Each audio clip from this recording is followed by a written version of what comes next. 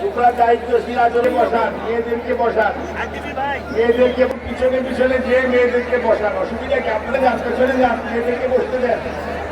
এটা যাবে না, এখানে মেয়েদেরকে জায়গা ছেড়ে দিতে হবে, আর সেটাও মেয়েরাই বেশি পাবে। চা শ্রমিক সবাই প্রায় মহিলা, আজকে পরিমাণ হবে।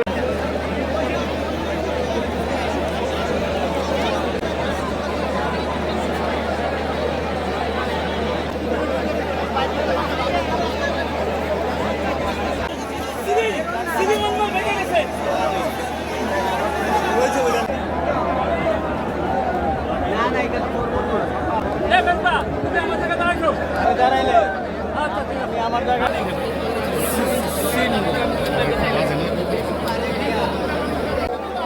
একটি অঞ্চলের উন্নয়নের বিষয় নয়, এটি কর্মসংস্থান এবং আন্তঃআঞ্চলিক সংযুক্ত দূরদর্শী নেতৃত্বে ফ্যামিলি কার্ড, কর্মসূচির সঙ্গে হাত প্রতিষ্ঠা, জ্বালানি অনুসন্ধান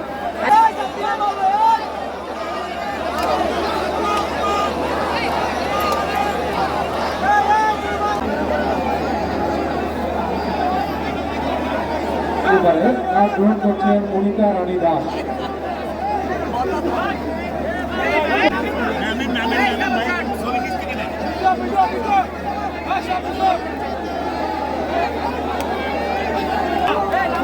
মাননীয় প্রধানমন্ত্রী ফ্যামিলি কার্ড গ্রহণ করছেন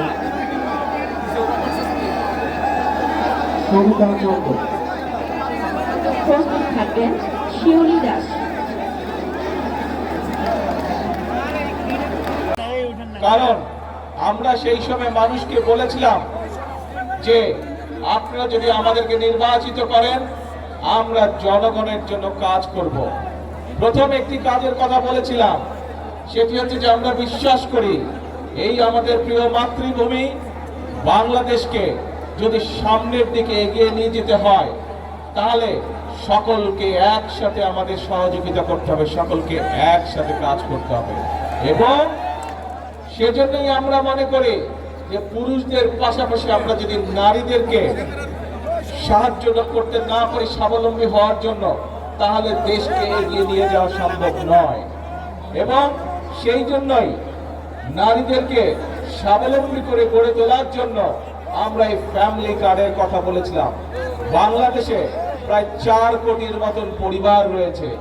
আমরা বলেছিলাম যে আমরা যদি সরকার গঠন করতে সক্ষম হই 12 তারিখের নির্বাচনে, তাহলে পর্যায়ক্রমিকভাবে সকল পরিবারের কাছে আমরা ফ্যামিলি কার্ড পৌঁছে দেব। বিশেষ করে নারী প্রধানদের কাছে, পরিবারের যে নারী প্রধান তার কাছে। আমরা নির্বাচন হওয়ার সাথে সাথে 1 মাসেরও কম সময়ের ভিতরে আমরা আমাদের এই প্রতিশ্রুতি বাস্তবায়নের কাজ শুরু করেছিলাম। প্রিয় ভাই বোনেরা, আমাদের লক্ষ্য পরিষ্কার, বাংলাদেশের ভাগ্যের পরিবর্তন করা, বাংলাদেশের মানুষের ভাগ্যের পরিবর্তন করা। এবং সে কারণেই আপনারা দেখেছেন যে আজকে শুধু ফ্যামিলি কার্ডই নয়, ফ্যামিলি কার্ড দেবার পাশাপাশি এই যে চা বাগানের শ্রমিক, নারী শ্রমিক যারা, তাদের কাছে আমরা অনেকের কাছে আমরা ঘর প্রদানের জন্য 2 লক্ষ টাকা আমরা দিয়েছি 50 জন শ্রমিককে। 2 লক্ষ টাকা করে দিয়েছি 50 জন। আমি এখানে স্টেজের মধ্যে 3 জনের হাতে সেই 2 লক্ষ টাকা চেক তুলে দিয়েছি। আর বাকি আমরা প্রশাসনের মাধ্যমে বাকি যারা পেয়েছেন আজকে সকলের কাছে ইনশাল্লাহ আমরা সেই টাকা পৌঁছে দেব। আপনারা পেয়ে যাবেন সেই টাকা 2 লক্ষ, যাতে চা শ্রমিকরা অত্যন্ত কষ্টে থাকে আমরা জানি, সেই ধীরে ধীরে তাদেরকে একটু ভালো অবস্থায় যাতে আনা যায়, সেই জন্য আমরা 2 লক্ষ টাকা করে দিয়েছি। এর বাইরেও চা শ্রমিকদের সন্তানরা যাতে লেখাপড়া শিখতে পারে, সেই জন্য আমরা তাদেরকে বিশেষ স্কলারশিপ দিয়েছি, তাদের সন্তানদেরকে স্কলারশিপ দিয়েছি।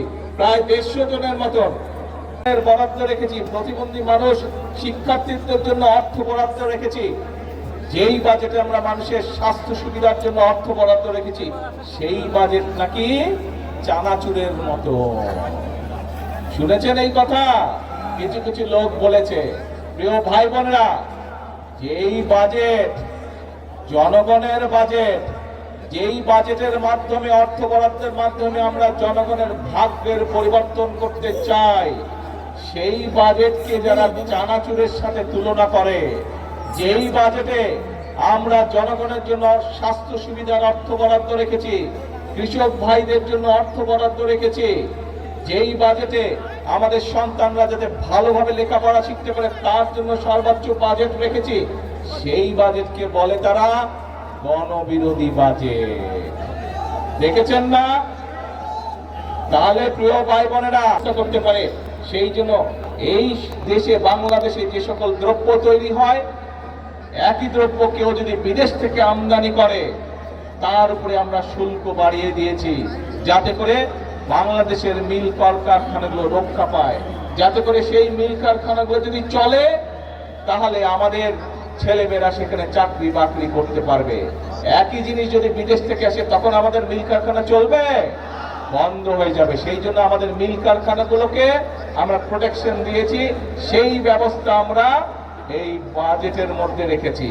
প্রিয় ভাই বোনেরা, আমরা এই বাজেটের মধ্যে অর্থ বরাদ্দ রেখেছি এবং একই সাথে বিভিন্ন নিত্য প্রয়োজনীয় দ্রব্য, চাল, ডাল, তেল, নুন, চিনি, এইসবের উপরে যে শুল্ক আগে ছিল, সেই শুল্ক আমরা, যে ট্যাক্স ছিল সেই ট্যাক্সও আমরা উঠিয়ে নিয়েছি, যাতে জিনিসের দাম না বাড়ে। জনগণের কথা চিন্তা করে আমরা 60টি নিত্য প্রয়োজনীয় দ্রব্যের উপর থেকে আমরা শুল্ক প্রত্যাহার করে নিয়েছি এই বাজেটে। এখন প্রিয় ভাই বোনেরা, যেই বাজেটে 60টি পণ্যের উপর থেকে শুল্ক প্রত্যাহার করে না হয়, সেই বাজেটকে একটি দল বলে গণবিরোধী বাজেট। এখন জনগণের জন্য যেই বাজেটে সকল ব্যবস্থা রেখেছি, সেই বাজেটকে যারা গণবিরোধী বলে তারা কি কখনো জনগণের বন্ধু হতে পারে?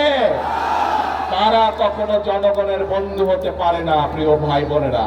কাজেই যারা জনগণকে বিভ্রান্ত করতে চায় প্রিয় ভাই বোনেরা, সেটি সংসদের ভেতরেই হোক, সেটি সংসদের বাইরেই হোক, তাদের ব্যাপারে আপনাদেরকে সচেতন থাকতে হবে। কারণ এই সকল লোকেরা, এই সকল দলগুলো দেশে যদি অশান্তি করার সুযোগ পায় তাহলে আমরা ফ্যামিলি কার্ড বাস্তবায়ন করতে পারবো না। এই লোকগুলো, এই দলগুলো যদি দেশে অশান্তি সৃষ্টি করে তাহলে এই যে আজকে প্রতিবন্ধী মানুষগুলোকে যে আমরা সহযোগিতা করলাম, এই যে গরিব ছাত্র স্টুডেন্টগুলোকে যে আমরা সহযোগিতা করলাম, এই যে আমরা নিত্য প্রয়োজনীয় দ্রব্যের উপর থেকে 60টি দ্রব্যের উপর থেকে যে আমরা ট্যাক্স তুলে নিতে পারলাম, এইটি আমরা তাহলে কন্টিনিউ করতে পারবো না। কাজেই যারা এসব কাজে বাধা দিবে, কি ব্যবস্থা করা উচিত তাদের বিরুদ্ধে? সতর্ক থাকতে হবে তাদের বিরুদ্ধে এবং জনগণকে ঐক্যবদ্ধ থাকতে হবে।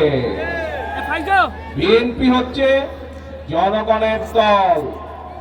যতবারই এই দেশে নিরপেক্ষ নির্বাচন হয়েছে, যতবারই এই বাংলাদেশে মানুষ স্বাধীনভাবে ভোট দিতে পেরেছে, প্রত্যেকবার মানুষ ধানের শীষকে বিজয় করেছে।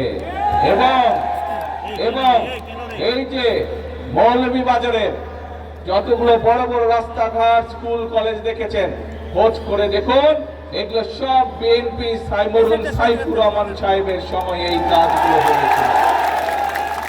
কাজের প্রিয় ভাই বোনেরা, কথা সাফ কথা, যদি দেশের উন্নয়নকে অব্যাহত রাখতে হয়, যদি মা বোনদের হাতে ফ্যামিলি কার্ড পৌঁছে দিতে হয়, কৃষক ভাইদের হাতে যদি কৃষক কার্ড পৌঁছে দিতে হয়, উপজেলা স্বাস্থ্য কমপ্লেক্স যেটি আছে সেটিকে 50 বেড থেকে যদি 100 বেডে করতে হয়, যদি আমাদের ভবিষ্যৎ প্রজন্ম, আমাদের সন্তানদের শিক্ষার ব্যবস্থা ঠিক রাখতে হয়, তাহলে জনগণকে ঐক্যবদ্ধ থাকতে হবে। জনগণ যদি ঐক্যবদ্ধ থাকে তাহলে কোনো ষড়যন্ত্র সফল হতে পারবে না।